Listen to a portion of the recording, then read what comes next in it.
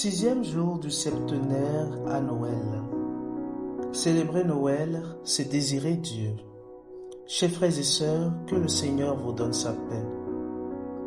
Aujourd'hui, notre itinéraire spirituel vers le mystère de la nativité du Seigneur nous plonge dans la dynamique de comprendre le réel sens de l'attente et de l'espoir qui anime notre cœur en ces jours-ci. Aujourd'hui, le titre messianique sous lequel le Christ est désigné est celui de roi de l'univers et du désiré des nations. L'antienne nous dit: Ô roi de l'univers, ô désiré des nations, pierre angulaire qui joint ensemble l'un et l'autre mur, force de l'homme pétri de limon, viens nous sauver. Le double titre, ô roi de l'univers, ô désiré des nations, se rapproche de deux textes prophétiques. Le premier peut être lu en Jérémie 10,7, lorsque le prophète dit: Qui ne te craindrait, roi des nations, comme cela te revient? Lorsqu'on se réfère au contexte dans lequel s'insère cette parole du prophète, on comprend qu'il est au cœur d'une lutte dans laquelle il oppose le vrai Dieu aux idoles des païens. D'ailleurs, tout le chapitre 10 du livre du prophète Jérémie se révèle très significatif pour les antiennes majeures que nous avons méditées jusqu'à ce jour, puisqu'on y retrouve aisément la présence d'autres éléments contenus dans les antiennes précédentes, comme la mention de la maison d'Israël, Jérémie 10.1, l'idée du signe du ciel, Jérémie 10.2, l'idée de la sagesse, Jérémie 10.12. À l'instar de ce premier titre, roi de l'univers, qui s'origine en Jérémie, le deuxième titre, ô désiré des nations, lui, trouve sa source dans le livre du prophète Agé, précisément dans la version Vulgate, c'est-à-dire la version latine de la Bible. Dans cette version, nous retrouvons en Agé 2.7 l'expression suivante: trésor vers qui tous afflueront, ou encore, selon les traductions, trésor désiré de tous. Ce titre s'applique directement à Jésus en Luc 10.24, lorsque lui-même dit: Beaucoup de prophètes et de rois ont voulu voir ce que vous-même voyez et ne l'ont pas vu, entendre ce que vous entendez et ne l'ont pas entendu. À la suite de ce double titre, l'invocation de l'antienne désigne ce roi, ce désiré des nations, comme la pierre angulaire qui joint ensemble l'un et l'autre mur. Cette invocation trouve écho en Isaïe 28.16, dans lequel nous lisons: Moi, dans Sion, je pose une pierre à toute épreuve, choisie pour être une pierre d'angle, une véritable pierre de fondement. Plus tard, Saint Paul cite ce passage de la prophétie d'Isaïe en identifiant le Christ comme pierre angulaire, Éphésiens 2.20, et comme destructeur du mur de la haine, Éphésiens 2.14. En plus d'être fondement et unité, l'antienne finit en parlant du Messie comme force de l'homme pétri de limon qui viendra nous sauver. C'est une référence à Genèse 2.7 où nous lisons que le Seigneur Dieu modéla l'homme avec la poussière tirée du sol. Certains pères de l'Église vont attribuer l'acte de la formation du corps au Christ. C'est le cas par exemple de Saint Clément d'Alexandrie, qui dans son œuvre intitulée Le Pédagogue écrivait ceci: Il me semble que c'est lui, Jésus-Christ, qui a d'abord modelé l'homme avec de la boue, qu'il a ensuite régénéré par l'eau et qu'il a fait grandir par l'Esprit. Et saint Irénée de Lyon explique dans son traité Adversus Heresiae ce qui suit: L'homme est formé au commencement par les mains de Dieu, qui sont le Fils et l'Esprit Saint. Mais que signifient réellement pour nous, chers frères et sœurs, les paroles contenues dans cette antienne du sixième jour de notre septenaire? Cette antienne nous place devant le Christ, roi des nations, roi de tout homme, roi de notre cœur. La personne de Jésus a une force d'attraction qui nous fait lever les yeux et nous met en chemin en tant que peuple vers le beau visage de Dieu le Père. L'imagerie poétique de cette antienne est saisissante en ce sens qu'elle nous demande d'aller à l'essentiel en désirant Dieu. Nous pouvons ici comprendre les paroles de Saint Grégoire le Grand lorsqu'il dit « Deus sitit citiri », c'est-à-dire que Dieu désire que nous le désirions. Il a soif que nous ayons soif de lui. Dans notre espérance de la venue du Seigneur à Noël, découle aussi la soif, le rêve, le désir de chacun d'entre nous de rencontrer le roi de toutes les nations. Le désir surgit dans une situation où il y a manque.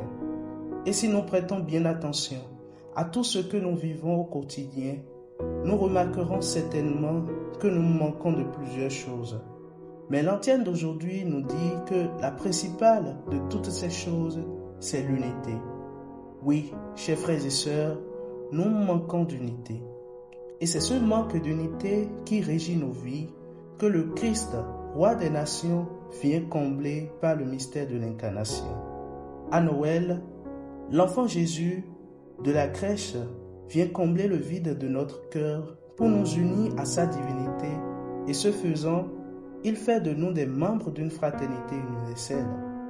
Ainsi, il nous fait emprunter les chemins de la fraternité et nous intègre à l'unité existante entre lui et son Père. Le Christ, dans son incarnation, a abattu les murs qui nous séparaient du Père en devenant aussi la cause et la source de notre unité avec toute l'humanité. Autrement dit, avec l'incarnation, la vie divine est unie de manière indélébile à celle de tous les hommes. Lui, l'enfant de Bethléem, nous dit que Dieu est le premier à désirer et continue de rêver d'un seul peuple. C'est pourquoi, dans sa prière sacerdotale, il supplie son Père en ces termes. Père Saint, garde-les unis dans ton nom, le nom que tu m'as donné, pour qu'ils soient un comme nous-mêmes. Jean 17, 11. Saint Paul exprime à la fois cela dans Éphésiens 2, 14 et Galates 3, 29, lorsqu'il parle du Christ comme la paix entre juifs et païens. Cette antienne présente l'ouverture du salut pour tous et non uniquement à un peuple élu. Nous trouvons déjà la nouveauté singulière de Jésus-Christ concernant l'interprétation du messianisme, un salut pour les juifs et pour les païens, dont le récit de la Pentecôte en est un vecteur principal. Mais pour pouvoir parvenir à cette unité que désire Dieu, il nous faut passer de la logique de l'égoïsme, de la fermeture, de l'affrontement, de la division, de la supériorité, de la haine, à la logique de la vie, de la gratuité, du pardon et de l'amour. Il nous faut passer de la logique de la domination, de l'oppression, de la manipulation, à la logique de l'accueil, de l'hospitalité et de la sollicitude. Ce n'est qu'ainsi que nous emprunterons le chemin de Noël, sur lequel le Christ fait notre frère et sur lequel resplendit l'amour universel de Dieu le Père. Aujourd'hui, il urge que nous nous interrogions en ces termes. Ai-je un cœur capable d'inclure tout le monde et de les aimer tous? Suis-je habité par le désir de Dieu? Suis-je prêt à laisser le roi des nations entrer dans ma demeure spirituelle et chasser les fausses idoles? Chers frères et sœurs, en priant en ce jour avec cette antienne, laissons-nous toucher par la puissance de son amour qui transforme nos vies et le monde entier. Soyons des témoins ardents de sa royauté universelle en construisant les murs de la fraternité véritable. Ainsi nous serons tous fiers dans la sainte nuit de la Nativité, comme fils et filles de Dieu, de courir à Bethléem pour adorer et goûter la douceur d'être avec notre roi. Amen.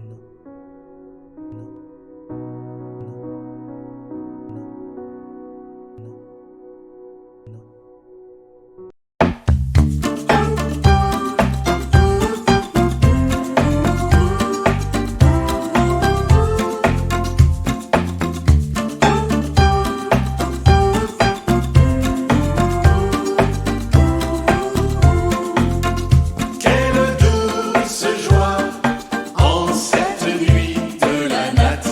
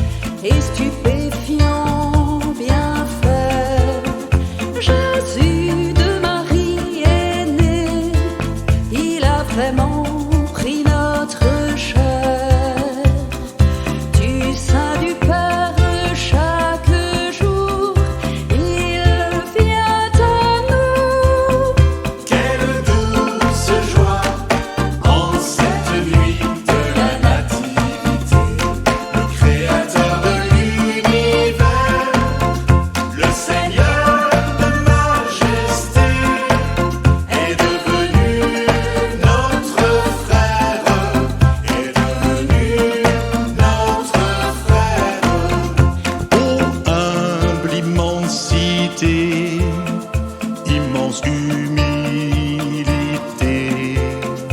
Il est sur l'autel présent, comme à Noël à Bethléem, en se cachant dans un banal morceau de pain.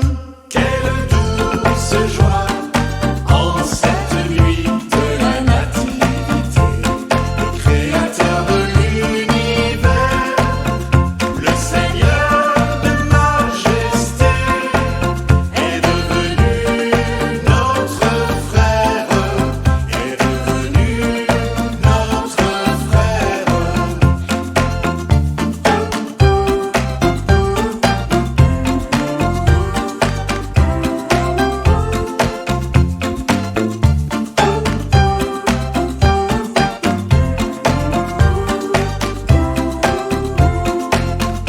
Soyez des plus petits, partagez tous vos biens pour être élevés par lui, car il se donne tout entier.